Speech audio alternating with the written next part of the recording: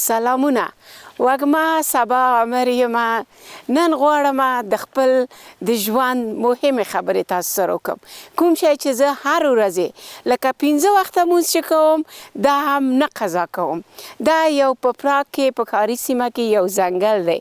زه هر ورځ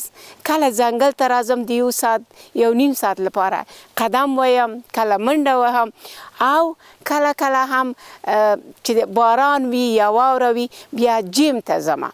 نو نن را سره پاتې شي هم به ځنګل ووینئ او هم به زما صحتمند خبرې چې د تاسو لپاره ګټه لري هغه به تاسو واورئ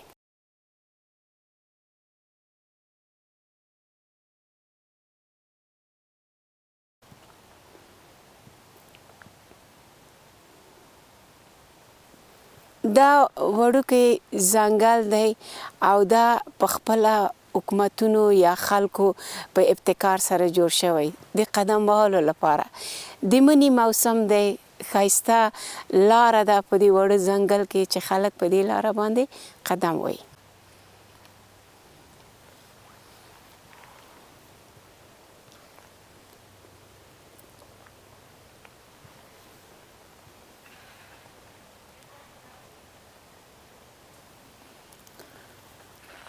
په دې ځنګل کې نه یوازې قدم او منډه وهي خلک بایسکل هم چلوي تاسو ګورئ یو بایسکل چلونکی په ځنګل کې دلته خلک ډیر سپي ساتي ګورئ په ځنګل کې یو کس روان دی او 2 سپي ورسره دي دا سپیان هم د قدم وهلو لپاره راوړي چې هغوی هم صحتمند اوسي او هم ساعت یې تیر وي بیا په کور کې چیښتن تنګ نه کړي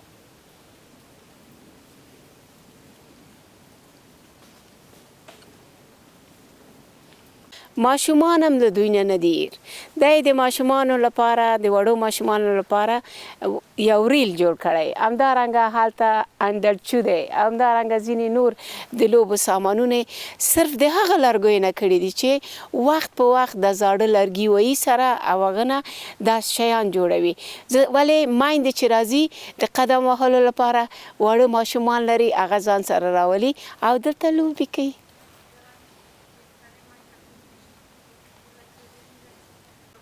دا چې منډې وهي دا زلمی هلک نه دی دا تقریبا 80 کلن بوډا انسان دی چې منډې وهي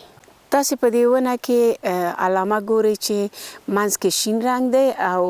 2 سپین رنګه دا د دې معنا ورکوي چې دا ځنګل خوندي دی او دلته هغه ځناور نشته ده چې انسانانو ته خطر پیښ کړي په دې ځنګلونو کې قدم وهل چې فایده لري نور دا ډیر زیات ښایسته منظرې دي د انسان ساعت تیریږي خوندونه دي پکې ښایسته ښایسته رنګونه ونې او ښایسته د مرغانو اوازونه اوریدل کیږي خزان طلایي رنګونه ښایسته ته وایي چې سره زر په ځمکه باندې شیندل شوي دي دا انسان ته ډیر زیات روحاً اعصاب آرامه کوي تاسې هم هر ورځ قدم ووهئ قدم وهل فایده کوي کوشش وکړئ چې ځنګلونه په خپله چارواکي جوړ کړي تاسې په سره همکاري وکړئ او د ژوند کې هر ورځ یو ساعت د قدم وهلو لپاره ورکړئ تاسې به اوږد عمر ولرئ صحتمنده به یې نه به فشار لرئ نه کلسترول او نه شوګر زموږ وطن کې ډیر ښایسته طبیعي ځنګلونه دي چې خدای پاک په موږ باندې لورولي دي دا ځنګل خو خلکو کې جوړ کړی دی خو هره ونه 20 کاله عمر لري دا ونې مه ولئ هغه مه ځواني مارګان کوئ او د بخارۍ خوراک یې مه کوئ ورزش د انسان ژوند اوږدوي انسان صحتمند ساتي زه هر ورځ یو ساعت د واک او قدم لپاره ورکوم که غواړئ چې ژوند وکړئ غواړئ ښایسته پاتې شئ غواړئ چې ځوان پاتې شئ نو هر ورځ یو ساعت د ورزش لپاره ورکړئ ښایست ځواني